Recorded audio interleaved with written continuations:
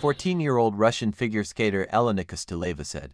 She wants to restore the Russian national team's maximum number of quota spots at international competitions.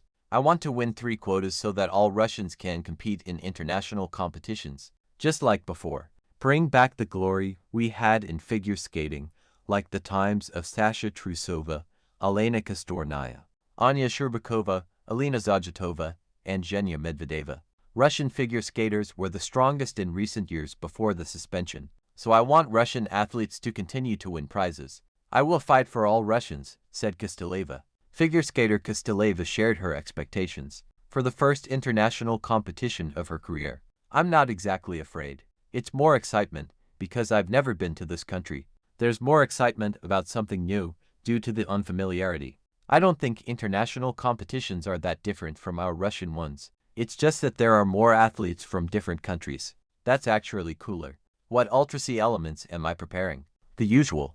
A triple axel in the short program, 2 triple axels, 2 quadruple salchows, and a quadruple toe loop in the free skate. I'll try to nail that content. Sometimes I can get into good shape in 2 days, and sometimes it takes a long time. I can't predict the exact time, but I think I'll be in good shape by China, and I'll peak during the competition itself. What am I looking forward to most? Right now, I'm just waiting for the moment when we arrive in China.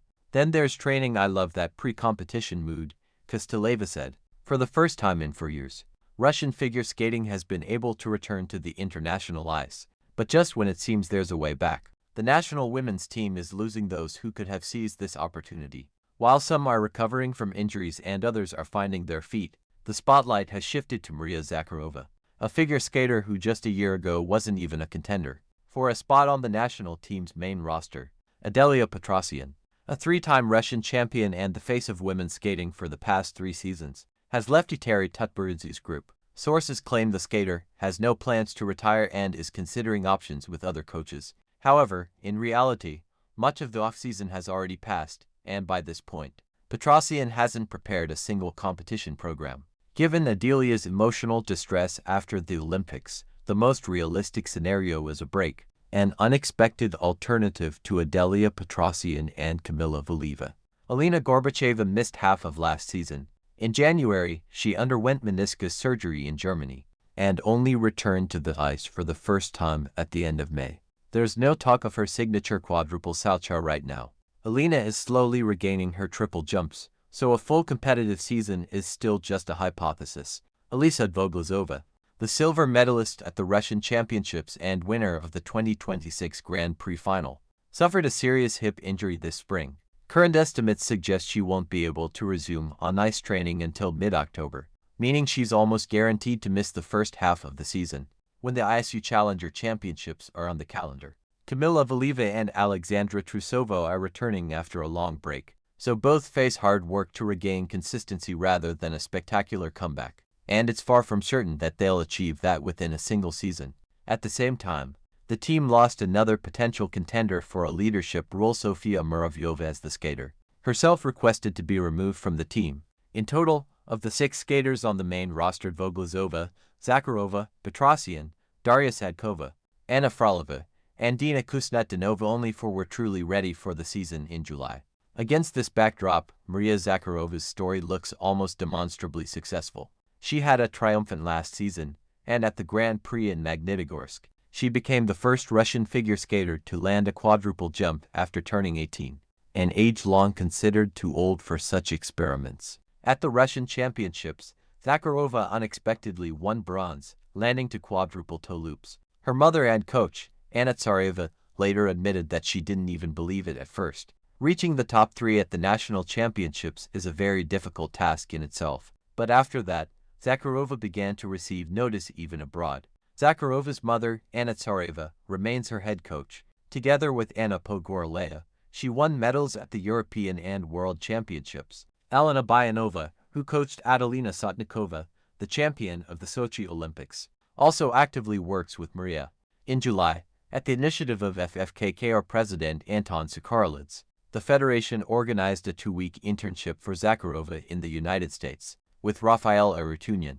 This specialist is known for perfecting the technique of Nathan Chen and Ilya Malinin, and this off-season he has already worked with Petr Gumenik, Mikhail Shadorov, and Sofia Samodelkina skaters with far more experience and accolades than the one-time bronze medalist from the Russian Championships. The fact that the federation saw fit to send Zakharova there also speaks volumes about who they will be focusing on next season. This decision is based on the expectation that the investment will pay off. Arutyunian is often called upon to thoroughly refine the Ultra C elements that Zakharova demonstrated at almost every competition last season. Now, Bayanova has announced that she is learning the quadruple Lutz and is already landing it in a triple toe loop combination during training. Among women, only a handful have ever landed this jump cleanly at international competitions. Alexandra Trusova was the first to land it at the Junior Grand Prix in 2018. Anna Sherbakova landed it for the first time at an ISU senior competition in 2019. American Alyssa Liu landed it the same year, and in 2021, Sofia Samodelkina repeated the feat, though not at an international competition, but at the Russian Championships. Currently, no one lands the quadruple Lutz on the world stage, and in Russia, only Elisa Dvoglazova has done so. This short list is no coincidence.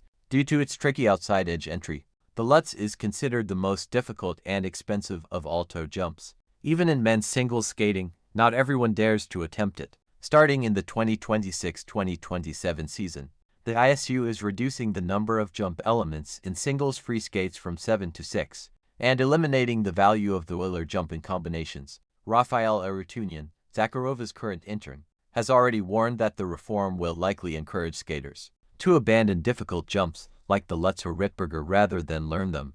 In a program with 6 jumps instead of 7, each element should be worth more, meaning those who master the Lutz will gain an advantage precisely because most competitors will prefer not to take risks under these conditions. However, it's impossible to say that Zacharova will be completely free of competition.